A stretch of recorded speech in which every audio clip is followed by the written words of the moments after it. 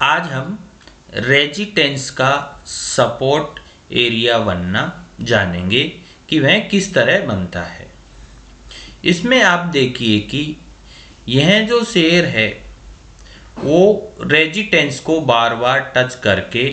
नीचे की तरफ गिर रहा है, क्योंकि रेजिस्टेंस के पास में हमेशा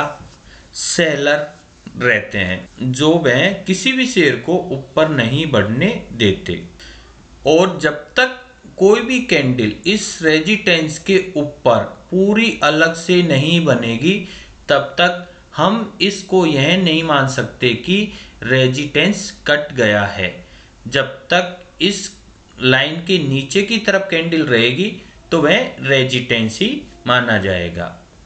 अब आप इसको देखिए कि इसमें यह नीचे की तरफ गिरा, उसके बाद में यह शेयर द्वारा इस रेजिस्टेंस को इस जगह पर काटा गया, जो कि अगली कैंडल यह शूटिंग स्टार थी पर जो इसके अगली वाली जो ग्रीन कैंडल बनी उसने इसको काट दिया, और यह जो रेजिस्टेंस एरिया था उसे अब सपोर्ट में बदल गया है, क्योंकि यह शेयर पहले इस लाइन के नीचे की तरफ बार बार ऊपर जा रहा था तो वह इसका रेजिस्टेंस माना जा रहा था। जैसे ही ये रेजिस्टेंस कटा उसके बाद में इस लाइन के ऊपर से वापस नीचे की तरफ इस लाइन के ऊपर सपोर्ट ले रहा है, इसीलिए जो पहले रेजिस्टेंस था वहीं अब सपोर्ट बन गया है। और इसमें देखिए कि आप यह शेयर इस पर सपोर्ट लेके ये ऊपर की तरफ गया, उसके बाद में फिर नीचे की तरफ गिरा और इसने जो पहले रेजिस्टेंस था उसी पर सपोर्ट लिया है। इसीलिए हम इसको बोलते हैं कि जो पहले रेजिस्टेंस था जो अब बदलकर सपोर्ट में आ गया है। और जैसे भी कभी जब कोई शेयर सपोर्ट पर आता है तो उसे बाई करना है, और रेजिस्टेंस के पास में पहुंचते ही उसे एग्जिट करना है। अब आप इसमें देखिए कि बार बार रेजिस्टेंस के पास पहुंच रहा है और रेजिस्टेंस को टच करके फिर से नीचे गिर जाता है। फिर आप यहाँ पे देखिए कि एक ये कैंडल बनी है यहाँ पर, उसके बाद में जो कि ये एक अगर पूरा चार्ट की तरफ से खोला जाए तो ये हैमर की तरह दिखाई देगा, और जो ऊपर की तरफ फिर गया, जब रेजिस्टेंस के पास में जैसे ही गया तो फिर से एक यहाँ पर शूटिंग स्टार कैंडल बनी है, जो वापस शूटिंग स्टार कैंडल गिरावट का संकेत देती है, इसीलिए ऐसे नीचे की तरफ गिर गया। फिर उसके बाद में यह देखिए कि दो कैंडल है, जो पिछली वाली कैंडल को अगली वाली लाल कैंडल ने लगभग 70 से 75% ढक रखा है, तो यह कैंडल एक तरीके से डार्क क्लाउड कवर है।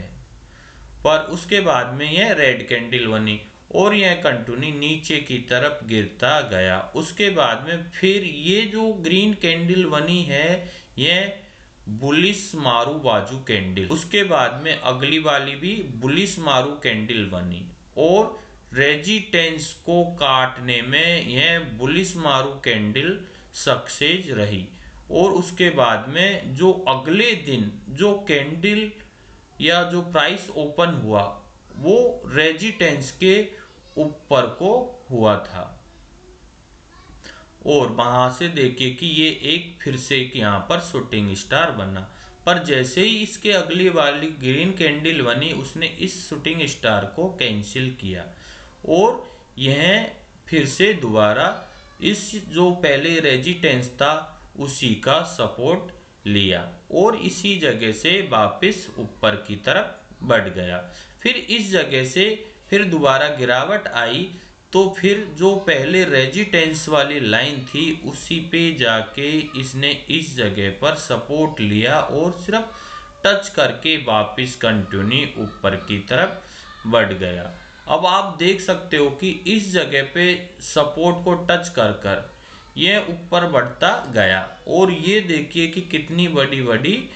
ग्रीन मारू बाजू कैंडल बनी है, और एक ग्रीन मारू बाजू कैंडल ये इन पूरे ट्रेंड के बाद में एक शूटिंग स्टार यहाँ पर बनी, पर इस शूटिंग स्टार को यह जो ग्रीन कैंडल है उसके बाद में अगली ग्रीन कैंडल, अपना रूल ये कहता है कि कोई भी कैंडल बनती है उसके बाद में अगर शूटिंग स्टार कैंडल बनी है तो यह गिरावट का संकेत देती है। तो गिरावट का संकेत देने पर शूटिंग स्टार के अगले वाली कैंडल रेड होनी चाहिए, तभी जाके उसमें सेल करना है। पर यहाँ पे रेड कैंडल नहीं जबकि ग्रीन कैंडल बनी है, इसीलिए यह पैटर्न सक्सेस नहीं होगा और इसमें हम सेल नहीं कर सकते हैं। और उसके बाद में आप ये देखिए कि ये हैंगिंग मैन की तरह दिखाई दिया, फिर भी इसके हैंगिंग मैन के बाद भी एक ग्रीन कैंडल बनी है और उसके बाद में ये पैटर्न भी अपना सक्सेस नहीं हुआ है। इसलिए क्या है कि कोई भी गिरावट का पैटर्न है तो उसके अगले वाली कैंडल लाल होनी चाहिए, तब जाके ही हम उसमें सेल करेंगे। आपको सपोर्ट और रेजिस्टेंस इतना कठिन है नहीं, इसे समझने में अगर आप आसानी से समझोगे तो इस शेयर मार्केट को आप आसानी से समझ सकते हो। अगर आप इसमें एक्स्ट्रा दिमाग लगाते हो तो इसे नहीं समझ सकते। शेयर मार्केट की एक खासियत है कि इसे आप जितना सीधे तरीके से समझोगे, सादा सिंपल तरीके से समझोगे तो आपको अच्छे से समझ में आएगा, क्योंकि इस पर चार्ट पे ज़्यादा चीज़ें नहीं लगानी, जो चार्ट साफ सुथरा दिखे और सभी को इसी तरीके से काम करना चाहिए। चार्ट साफ सुथरा दिखेगा तो आपको उसमें जो चार्ट क्या बोलना चाह रहा है उसे आप अच्छी तरीके से समझ सकोगे, क्योंकि इस चार्ट की भी एक भाषा होती है। जो इन चार्टों को पढ़ना जानता है अच्छी तरीके से, वह इन चार्टों की भाषा को समझता है। इसलिए आप भी इसको समझने की कोशिश करें